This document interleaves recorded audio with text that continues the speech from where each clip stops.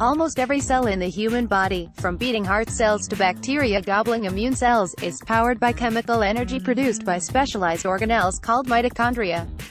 The process of energy generation creates waste products that can be highly toxic, so, like real power plants, these organelles require tight quality control and oversight.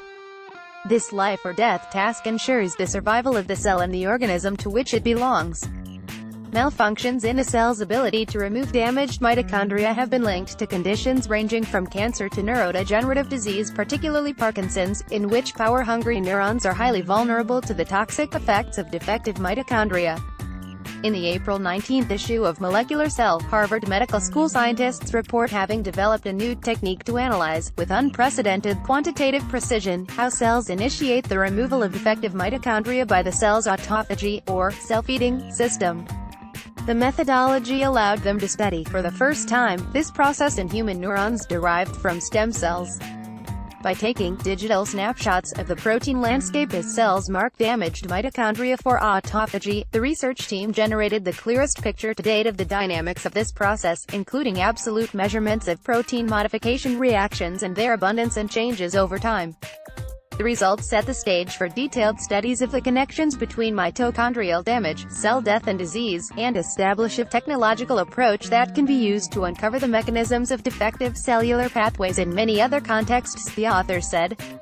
If there is ever going to be a drug that targets this pathway with the goal of treating Parkinson's or other neurodegenerative diseases, we are going to need this level of detail to understand how drug candidates work, said senior study author J. Wade Harper, the HM-expert and Natalie Valley Professor of Molecular Pathology and Chair of the Department of Cell Biology. The molecular alarm system for mitochondrial quality control involves two enzymes, the protein kinase PINK1, which chemically modifies proteins with phosphate, and the ubiquitin ligase parkin, which marks target proteins with a molecule called ubiquitin. Under normal conditions, healthy mitochondria carry little PINK1 on their outer surface. When damaged, however, mitochondria accumulate PINK1, which transfers phosphate to parkin to activate it. Once activated, parkin transfers ubiquitin to a variety of different proteins, creating a ubiquitin coat on the mitochondrial surface. When a certain threshold of ubiquitin is reached, the recruitment of the cellular, self-eating, machinery is triggered, leading to degradation of the mitochondria. Mutations in both PINK1 and parkin have been linked by numerous studies to Parkinson's disease, which involves the death of certain neurons and a buildup of improperly folded proteins in the brain. Researchers have made great strides in describing the PINK1-PARKIN pathway, but many of its critical features have remained poorly understood. Tailoring the coat, ubiquitin is known to mark its target proteins on specific residues of the amino acid lysine. This occurs for only a small subset of lysine residues, however, and determining precisely which lysines are modified and why has been a challenge for the field, especially for the more than a dozen parkin targets on the mitochondrial surface. In addition, the abundance of these targets was unclear, which could impact the ubiquitination process. Previous work by the Harper Lab, in collaboration with Steve Gygi, HMS Professor of Cell Biology, had established methods that allow detection of individual lysine residues in proteins that are linked with ubiquitin. The research team extended this approach in the current study.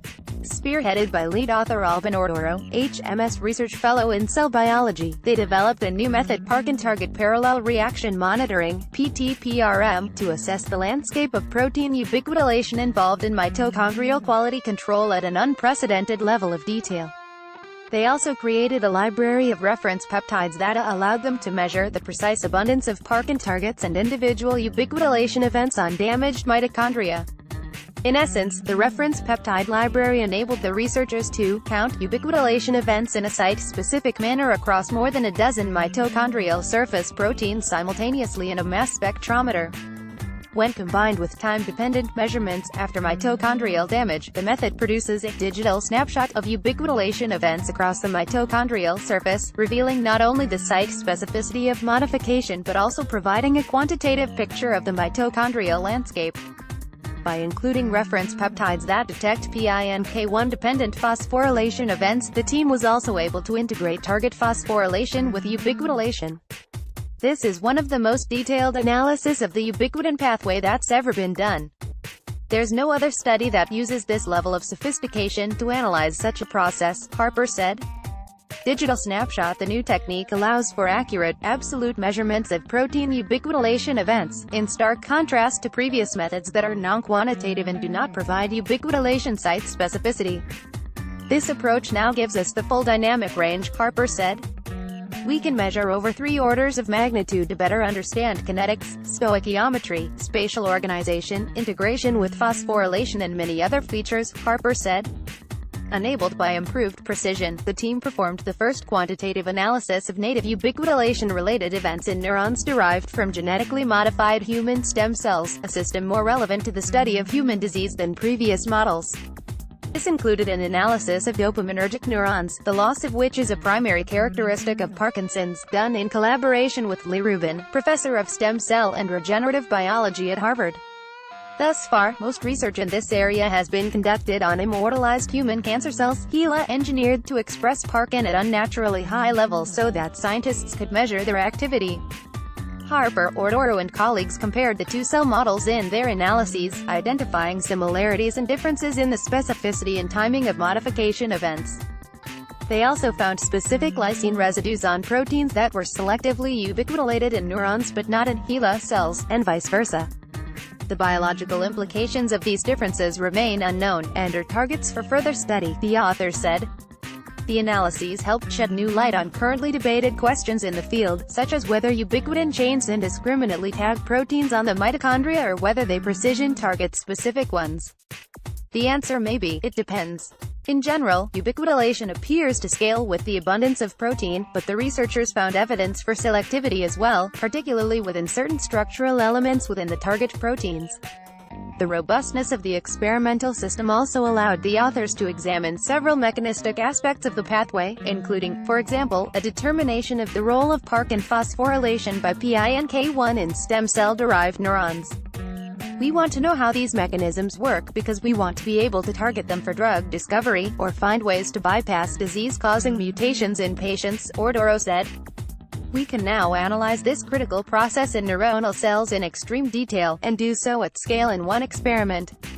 With previous methods, you had to run dozens of experiments to achieve similar or less accurate results. The efficacy of their new method now enables improved studies of the PINK1-PARKIN pathway and of its role in diseases such as Parkinson's, as demonstrated in this work for small molecule activators of PINK1. The approach can also be adapted to uncover the mechanisms of defective pathways in other systems and diseases, the authors said. Ubiquitination is a foundational mechanism that cells use to remove damaged or unneeded components to maintain their own health and integrity, Harper said. It's relevant not only for mitochondria, but for removal of bacteria, protein aggregates and other organelles. This technology could be employed to shed light on the biochemistry of many different systems. Paulo, Wei Zhang, Tim Offelt, Zhu Jinzhang, Aaron F. Cohn, Zhonggang Hu, Jinmei Heo and Sachdev S. Sidhu. The study was supported by the National Institutes of Health, R37 NSOA 3524, R01 GMO 95567, R01 GMO 67945, KO1D KO 98285, the Michael J. Fox Foundation, the Leffler Center in the Department of Neurobiology at HMS, a Genome Canada Disruptive Innovations in Genomics grant, and a generous gift from Ned Goodnow.